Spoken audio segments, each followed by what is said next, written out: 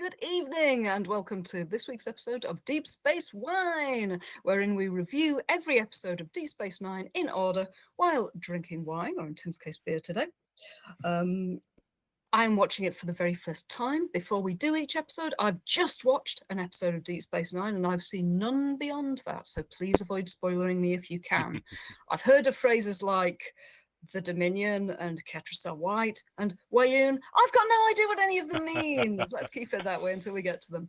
I'm joined by Tim, who remembers Deep Space Nine from when he watched it in the 90s. He knows far more about it than I do. He knows what's going to come, so he can go, whenever I hint that I'm desperate to know what's going to come next. But he's very good and has avoided telling me anything I oughtn't to know yet.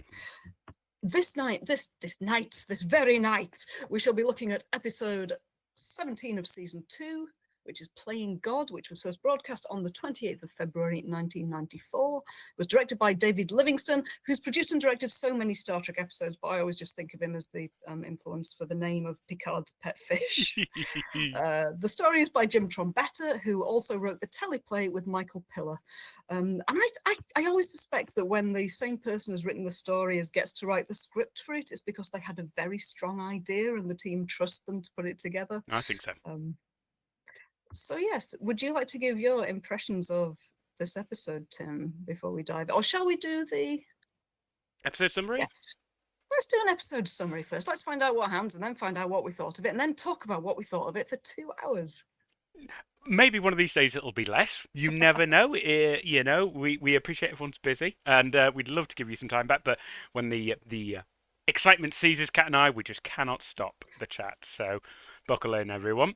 But I will fly through tonight's episode summary, provided, as always, by the good folks of Wikipedia, who tirelessly share their time and resource and energy and summarize all of human knowledge for our benefit. So thank you, Wikipedia.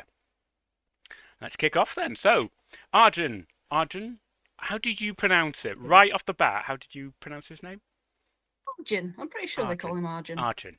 We'll say Arjun, a young Trill man, arrives on Deep Space Nine. Jadzia Dax is to evaluate him for suitability to be joined with a symbiont. The prospect makes him ill at ease and defensive, since hosts of the Dax symbiont have had a reputation as very harsh mentors, especially Jadzia's predecessor, Curzon. When Arjun meets Jadzia, he is surprised to find her laid back and free-spirited.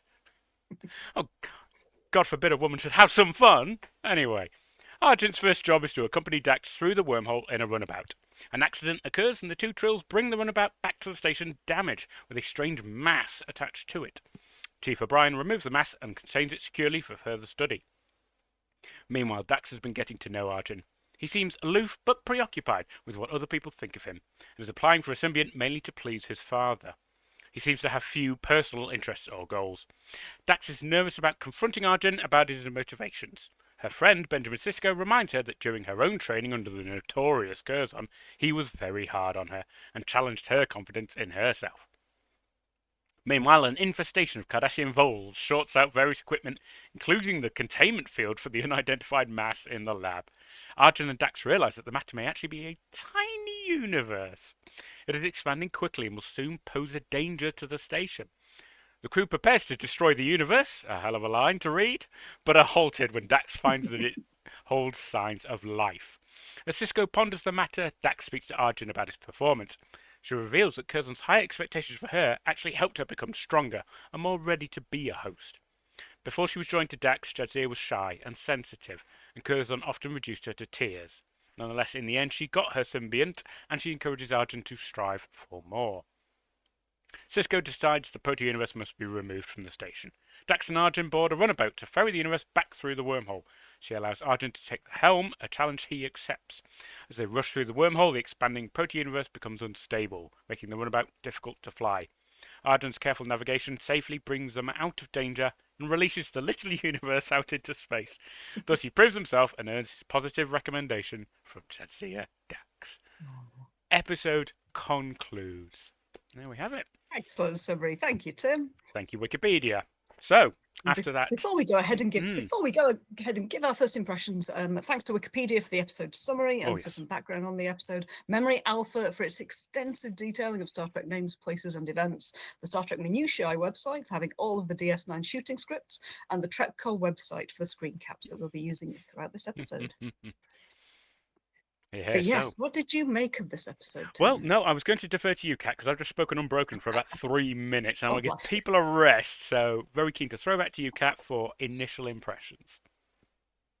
I was very pleased that this episode is based on the damn station, because it feels like we've had a run of episodes where 2 crew members, 2 of the core crew all the time, 2 of the main people who should never leave the station and are crucial at all times, leave in a shuttle, get stuck on a planet somewhere away from the station. And of course they come home by the end of the episode, because this is episodic television still. So it was really nice to have an ensemble cast episode where we've got everyone aboard the station for the vast majority of it. The sequences that take place aboard the shuttles are short. They have no trouble coming home again. It just felt like a nice return to form to be back aboard Deep Space Nine. I think it's a really funny episode. There are lots of good moments for various members of the team. I'm not sure that I really jibed with the Trill storyline. I think I can feel what they were going for more than feeling that it hit home, both in terms of Jadzia's character development, of her understanding of herself, and her relationship with the young prospective host. To furiously mix metaphors. It doesn't crash and burn as a storyline, but it also didn't light any ongoing fires. I think it was nice to have, but it didn't feel important. It didn't feel like the stakes were very high. It was about a young man who may or may not go on to become a Trill, rather than anything that will in an ongoing way affect anyone aboard the station. Which is, I think, something we've constantly bumped against as products of a time when we've discussed previously. Arcs and deep meaning and significant subplots running throughout the series are commonplace to us. Whereas, of course, Deep Space Nine was on the very frontier, just gently starting to test the idea. Very much still in the shadows of the Next Generation, where it was firmly episodic, except for 2-handers at the end and starts the season. So I absolutely take your point there. If I can kind of give my read at the top, I thought this was an episode sprinkled with great bits, but ultimately no base, no foundation. It was very much there to, I think, explore Dax and explore Trill Society a bit more, which was interesting, because obviously we don't know too much about them. We're learning more each time, which was interesting. But it didn't have that foundation to work from. Last week's, I felt had a foundation but didn't really go anywhere with this. This time they went very far on very little. And although the stakes were actually surprisingly high, the station may be destroyed, we're talking about a whole universe, I didn't actually ever felt that translated into the drama of the episode. I think you're right. I really enjoyed the B plot about the Cardassian voles, which we'll get to. But having everyone in the universe in our universe might be about to die, offset with, oh no, will I ever realize my dream of becoming a symbiont host for a guy that we haven't met before and probably won't meet again? I felt a little missed that. It also struggled with having had several episodes where there were very strong guest actors and very strong guest characters. Yes. The previous episode, where there was an entire colony of holograms whose lives were at risk, because a couple of them were written so winningly, it mattered to us whether they lived or died. Arjun, I think Jadzia describes him as a bit arrogant, which is understandable for a Trill. It didn't cause me to like him very much. I think the actor did a really good job with what he was given, but he wasn't the most likable character. No. I didn't really care whether he managed to become a symbiont host or not. So, I think just it struggles for where it's been positioned, I think, after several episodes which had really good characterization in them. I think it wasn't bad. I didn't hate him, but he didn't stick with me, and I don't really care that the character isn't coming back. I felt that Arjun was played very well as this slightly arrogant, disagreeable guy. Crucially, I don't think he ever got a redemptive arc. He was successful in the end, but I never felt that he was properly chastised, humbled, and rebuilt into a better person, which is what I thought the episode was trying to say. You happen to Dax, will happen to people. This is how you become a good Trill host. It just felt like Arjun had a little bit of a knockback, and then actually you are really good. He felt vindicated at a time when he shouldn't have been. I felt like this guy really needed taking down a few more pegs. And in a way, Jadzia was the one who was humbled and said, I said this about you. I kind of rescind it now. I That's a think that good you have point. some growth to make, but That's a good actually, I'm point. going to recommend you. Yeah. Which again doesn't really win me over to him when I don't think Jadzia did a damn thing wrong all episode. This is it. I feel like the episode's also trying to say Jadzia doesn't want to be as brutal as Curzon and actually, be encouraging and supportive. But the episode still comes away saying, no, that was the right thing to do. That Mm, it felt confused. It felt yeah. muddled. What was it bad? Was it good? Jadzia, is a more confident woman now. Was that a result of Curzon's kind of rough proctoring of her? I don't know. I Yeah, I just think don't there is know. a sequence that suggests that, but shall we dive into the episode and Let's I keep do saying that. find out when we find out. So let's do it. Quite nicely, Dax asks the computer to play something by Franchot, Hmm. who she then tells Arjun was a self-exiled Romulan. I collect forgotten composers. And the script describes the Franchot piece as a Ravel sort of piano music. And it sounds a bit like a synth piece played with a xylophone effect. I'm afraid I don't know Ravel well enough to comment on whether they've achieved the Ravelness of it. But it's nice. It sounds like a piece of classical music, but played on space instruments. I have a bizarre little story there. I was watching this on my computer, the DVD, and I, like the nerd that I am, have set my Alexa to respond to the word computer. So Alexa did do her best to find some Franchot on Spotify, but was not successful. Oh, bless her. And went for the nearest, which I just didn't recognise at all. But it was a little bit disconcerting when I was like, "Good lord, that music's incredibly loud." Oh, it's coming from over there. There we go. So Tim, what are you yes, doing having Alexa set to computer while you're watching Star Trek? That's just asking for trouble. because I'm an idiot. Obviously, that is the problem. So there we go.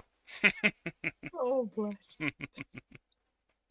We find out that Arjun has 5th level flight experience, while it took Dax near the end of her training to get to level 3. Jadzia admits that she also researched her field docent. She knows that he researched her. And Yeah. Arjun asks how she felt when she found out it would be Curzon Dax, and she replies, nauseous. Hmm.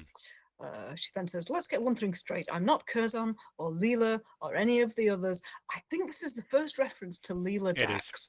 I looked her up on Memory Alpha and had to dart away very quickly because the first reference was from season 3. So we're going to find out more about Leela Dax later.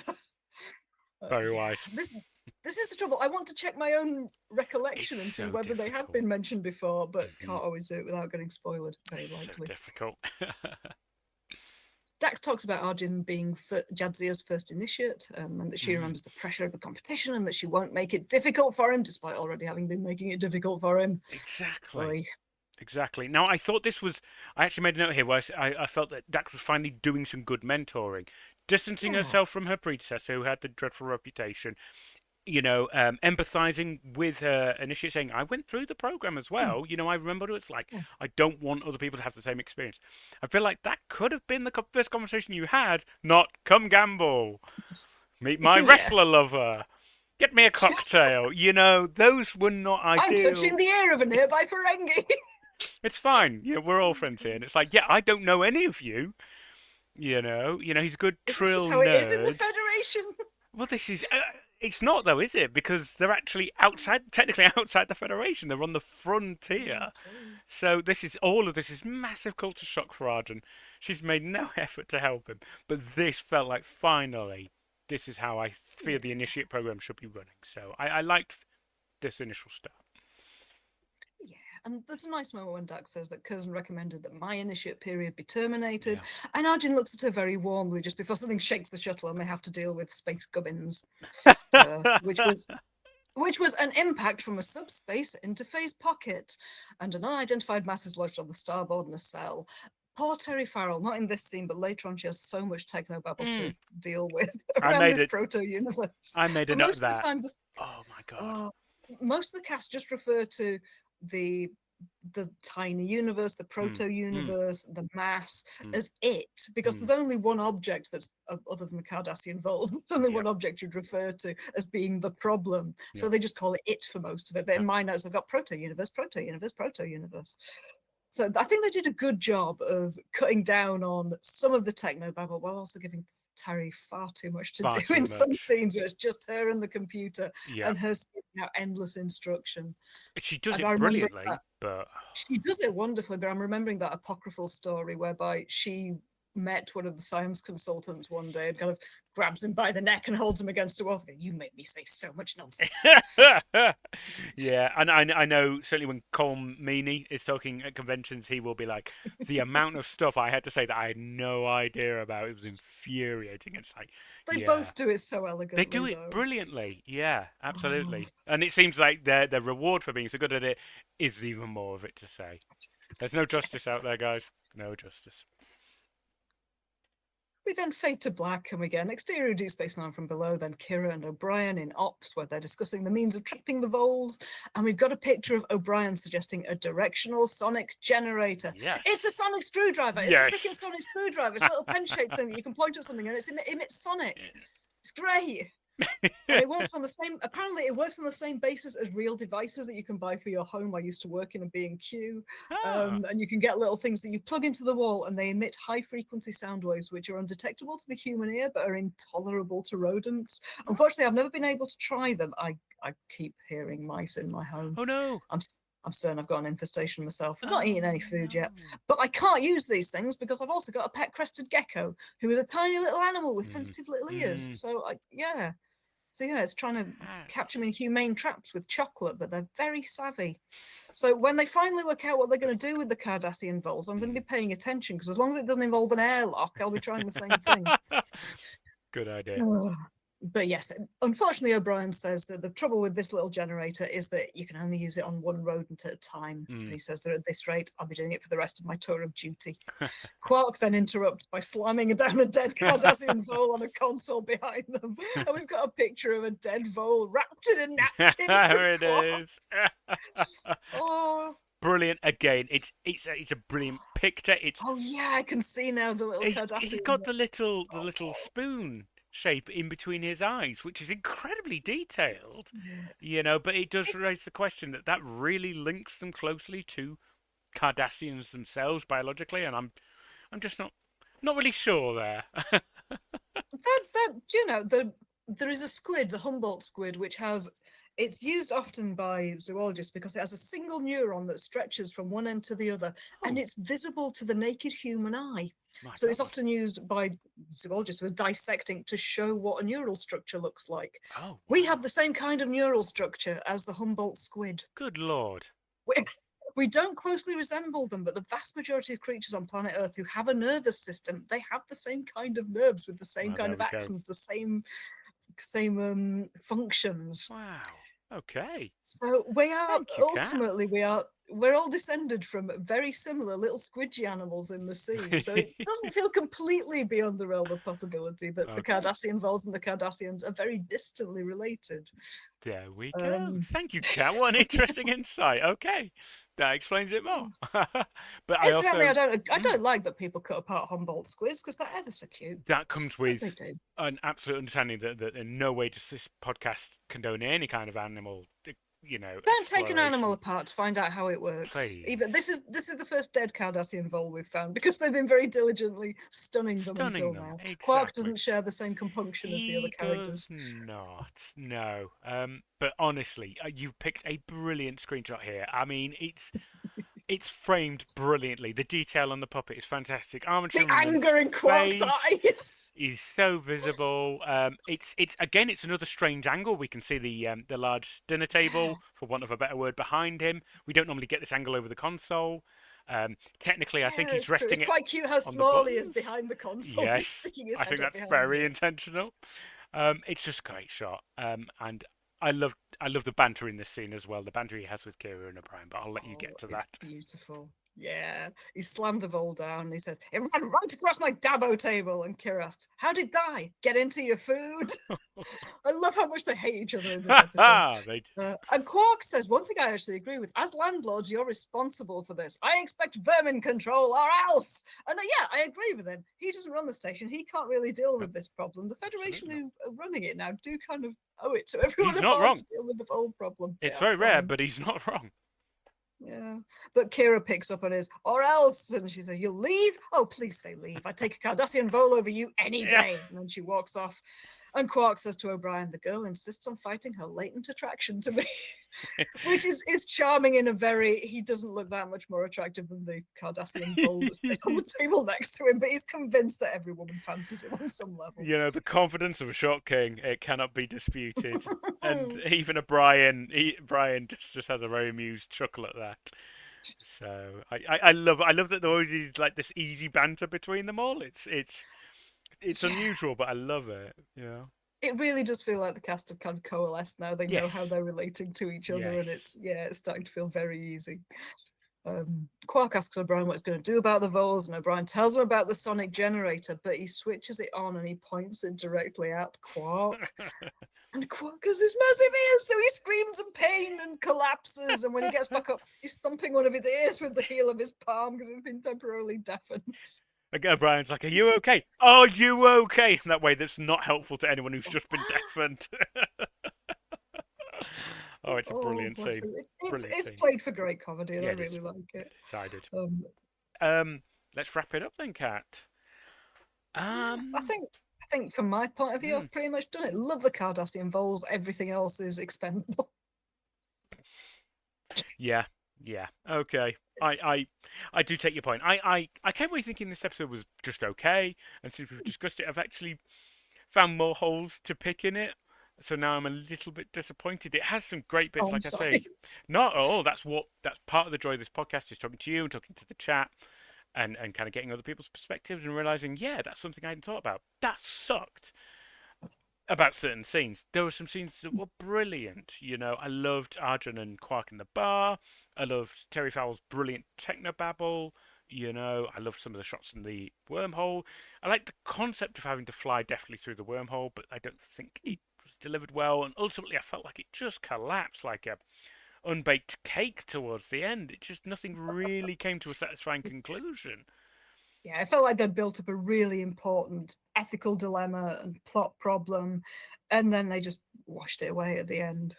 And the plot problem was very Star Trek. It was very, can we justify killing an entire people to save our own universe? Yeah. And it's like, probably, actually. You know, you'll find a third way, because you always do. This is such a generic Star Trek problem. But you've also built it up to be a massive problem, but you've also not resolved that problem at all satisfactorily. What do you want me to take away from this? And the answer is that you care more about Arjun than the voles or the micro-universe. Get the voles, put them in the micro-universe. Everybody wins. Oh my god, you can't feed the micro-universe people I'm not to saying the voles. I'm not saying feed them. Look, no, we just put them in there where they become voles. Shrink them down into that universe. So they have somewhere to live that isn't here. So the micro-universe is fixed by having voles in it? I don't know. I'm not a sci-fi writer, but I just wanted They could more. tribble it. They could try and get a Cardassian ship to visit, and then just beam them all onto the Cardassian ship. There we go. Return. Sold. Already you've given me a more satisfying resolution, Cap. Thank you very much. So, started out interesting, went to some interesting places, fell over about 5 paces from the finish line. It's a good script, but I think the main A plot just isn't very good. Agreed. But all those little bits of dialogue, the bits that I look for, the character interactions, it's got loads of that. So ultimately pretty satisfied with the episode and my experience of it. But couldn't really give a toss about the A plot or the B plot. Just want the Cardassian voles. Voles. Just one vole, give it to me. So there we are. Right, okay. Well, in that instance then, I will draw us to a close and say that we hope to return in a couple of weeks' time with Profit and Loss, which is a brilliant Quark episode and also very interesting because it digs into Cardassian society a bit more as well. So it's a very, very interesting character-driven episode. I'm looking forward to getting into it. So that's for everyone to, however you get Deep Space Nine, now that it's no longer on Netflix. I wish you luck in getting it. Please do have a watch, and hopefully join us again here on twitch.tv/theblogginggoth, or on YouTube, wherever you get your Deep Space Nine, Deep Space Wine rewatches. And I think that's everything. Kat, anything to close us off? Nope. Just I really want more Cardassian voles now. I feel like I'm watching primarily for Garak, a little bit for Bashir, and they've built the puppets. They've got to bring them back. if we don't get another Cardassian vole episode now, I'm going to be inconsolable. But there are another, 5 seasons after this one, so there is world enough and time. Good luck to us all in our vole hunt. Right, thanks so much for joining us as always, chat. Everyone take care, and I wish you long life and prospering. Good night.